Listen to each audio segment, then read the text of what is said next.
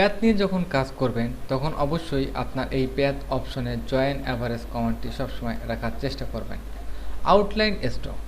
Outline স্ট্রোকটি হচ্ছে আপনি যখন একটি শেপ এখানে তৈরি করবেন এবং শেপ তৈরি করার পর আপনি এখানে জাস্ট বেসিক একটি শেপ যে কোনো একটি কালার দিলেন, অবজেক্ট, প্যাথ এবং আউটলাইন স্ট্রোক।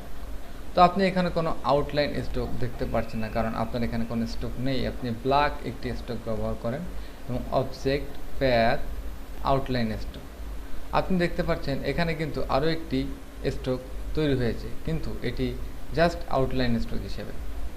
যদি আপনি আপনার অ্যাপিয়ারেন্সে যান, অ্যাপিয়ারেন্সে যাওয়ার পর আপনি এখানে দেখতে পাবেন যে জাস্ট একটি গ্রুপ এখানে ক্রিয়েট হয়েছে এবং এই গ্রুপে কোনো ধরনের ফিল কালার নেই, জাস্ট আউটলাইন স্ট্রোক।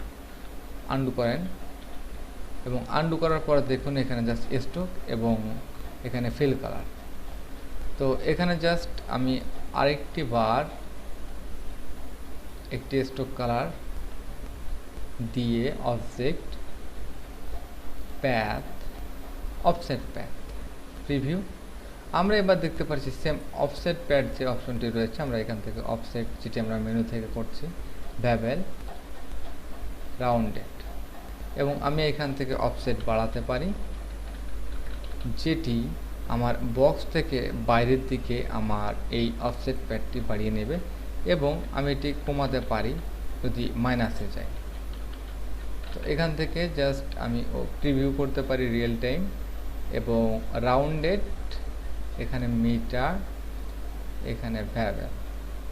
তো জাস্ট রাউন্ডেড এবং ওকে প্রেস করলাম। ওকে প্রেস করার পর দেখলাম এখানে জাস্ট দুটি অবজেক্ট, কিন্তু দুটি অবজেক্ট কিন্তু আলাদা আলাদা ক্রিয়েট হয়েছে। তো আপনি দুটি অবজেক্টকে জাস্ট সিলেক্ট করতে পারেন। সিলেক্ট করার পর আপনি এটিকে অবজেক্ট, এক্সপ্যান্ড এবং ফিল স্ট্রোক। এখন আপনার এই দুটি অবজেক্ট কিন্তু ফিল স্ট্রোকে একই রকম, এবং আপনি এটিকে জাস্ট মার্জ করে দিতে পারেন। তাহলে দেখবেন যে আপনার ভিতরের যে অবজেক্টটি যেটা স্কোয়ার ছিল পরবর্তীতে সেটি রিমুভ হয়ে শুধু আপনার রাউন্ডেডটি থাকবে।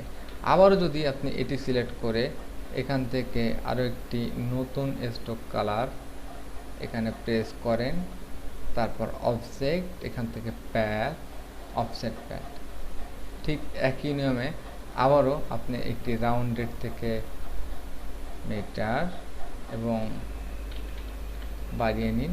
এখন কিন্তু দেখছেন এটি অটোমেটিক রাউন্ডেড, কারণ এটি মিটার হলো আমার এখানে যেহেতু রাউন্ডেড রয়েছে অটোমেটিক রাউন্ডেড তৈরি হচ্ছে। বেভেল কোনো পরিবর্তন নেই, কারণ অলরেডি আমার এটি রাউন্ডেড এবং ওকে। এভাবে আপনি আপনার অবজেক্ট এবং প্যাথ, আউটলাইন স্ট্রোক এবং অফসেট প্যাথ ব্যবহার করতে পারেন। আমরা পরবর্তীতে সিম্পলিফাই কীভাবে ব্যবহার করতে পারেন সেটি নিয়ে আলোচনা করব। ধন্যবাদ।